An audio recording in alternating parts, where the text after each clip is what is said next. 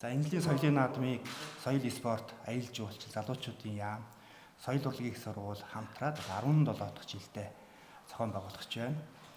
За соёлын наадам бол энэ жил монголчуудын эрхэмлэн дээдлэх үнэт зүйлсгсэн агуулгын хүрээнд зохион байгуулагдана. За асрууд байгаа. За асруудад бол монголчуудын эрхэмлэн дээдлэх үнэт зүйлсийн 9 үнэт зүйлсийн хүрээнд дэглэсэн.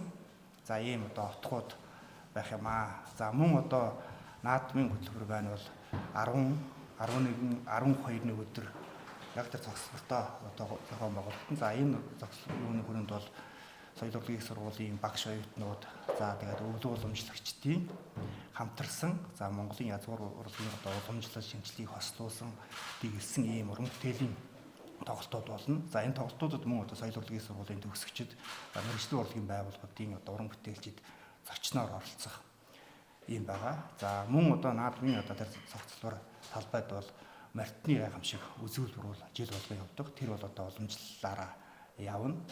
За мөн энэ жил бол манай уран тоглолтод бол Монгол Эрдэнэ тоглолтод Солонгосын Сөүлийн үндэсний их сургуулийн багш оюутнууд оролцож байгаа. За энэ оролцож байгаа утга маань бол Монголын соёл урлагийг суралцах тийм ээ. Монгол судлах. За энэ тал дээр бол ингээ хамтарч уран бүтээл тойрох. За нэг өсөндөө Монголын наадам, үйлдвэрийн соёл урлагийг бас гадны уран бүтээлчтэй хамтран хуваалц тэднэрт түгээн дэлгэрүүлэх ийм бас зорилго агуулгаж байгаа гэж ингэж ойлгож байна. Монгол хүний бахархал гэдэг бол яхаарахгүй бидний түүх, соёл, өв уламжлал, за тэгээд манай ардын маань хизээч өөрчлөгдөхгүй энэ зан заншил байгаа. За энэ бүхэн маань дэлхийн аль ч оронд очисон бахархал, гайхширлыг бол төрүүлсээр байдаг. За бид энэ их өв уламжлалаа, энэ их бахархлаа залуу үедээ, хойч үедээ үлдээх маш том үүрэгтэй байдаг. За энэ ч утгаараа манай соёлын наадмын нийт үйл ажиллагаа, тоглолтын зорилго нь монголчуудын эрхэмлэн дээдлэх үнэт зүйлсийг түгээн дэлгэрүүлэх гэсэн зорилгын хүрээнд бол явагдаж байгаа. За тэгээд энэ зорилгынхаа хүрээнд ер нь манай үндэсний урлагийн урлагийн төрлүүдийн хослол, хамтралуудыг Монгол Эрдэнэ тоглолтоос та бүхэн үзэж болно. За мөн ахмад туршлагатай уран бүтээлчид, залуу уран бүтээлчтэйгээ хамтарсан хамтралуудыг манай тоглолтуудаас бас үзэж болно. За мөн энд манай Монгол Эрдэнэ тоглолтод нийт 85 багш, оюутан, төгсөгчд, мэргэжлийн уран бүтээлчдийн хамтарлаар манай Монгол Эрдэнэ тоглолт маань бүтэж байгаа. Нийт үйл ажиллагаа 160. Тийм, нийт бол асрын зохион байгуулалт, за тоглолтоо нийлээд бол нийт 160 уран бүтээлч багш ажилчид маань энд зохион байгуулахаар ажиллаж байна. За мөн яг энэ монголчуудын эрхлэн дээдлэх үнэт зүйлсээ бид нар түгээн дэлгэрүүлэх гэсэн яг энэ зорилгын хүрээнд 9 асрын үйл ажиллагаагаа давхар зохион байгуулж байгаа.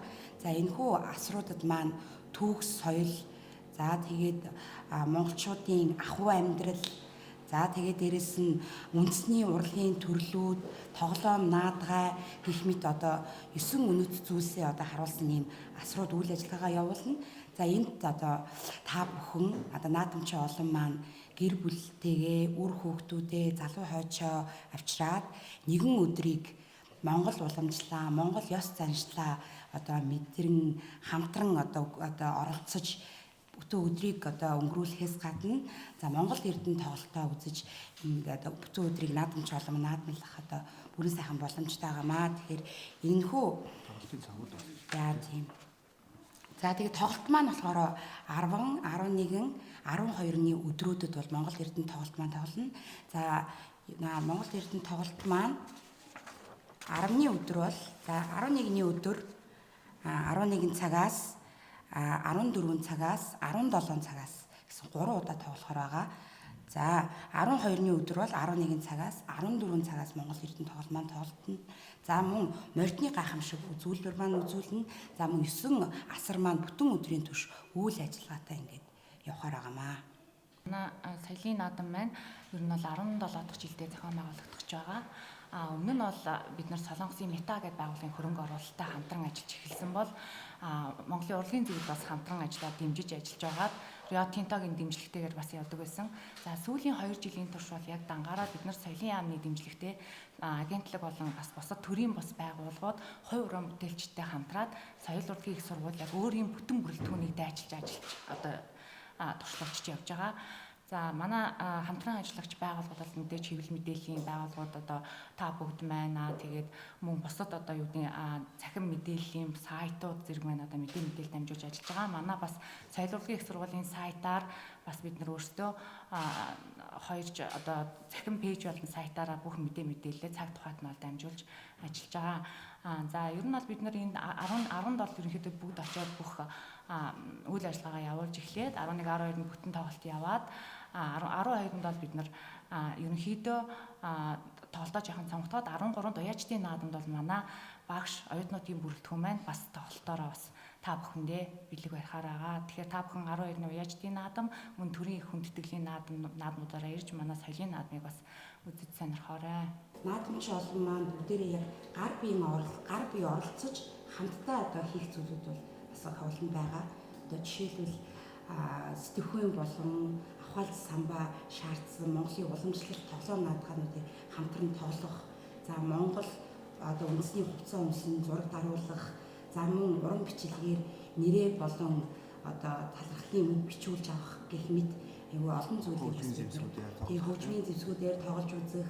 За Монголын уламжлалт нөгөө ахуй, соёл, сур элдэх тэгээд аргал одоо цөөхөн төр гих зэрэг одоо хүүхдүүддээ Монгол соёлыг, Монгол үйл уламжлалаа одоо харуулж таниулахад бол маш үр дүнтэй үйл ажиллагаанууд бол энд явагдах байгаа. Энэ жилийн наадамдаа загуулж бид нар бас үндэсний бахархал гэдэг төсийг бас хэрэгжүүлсэн юм.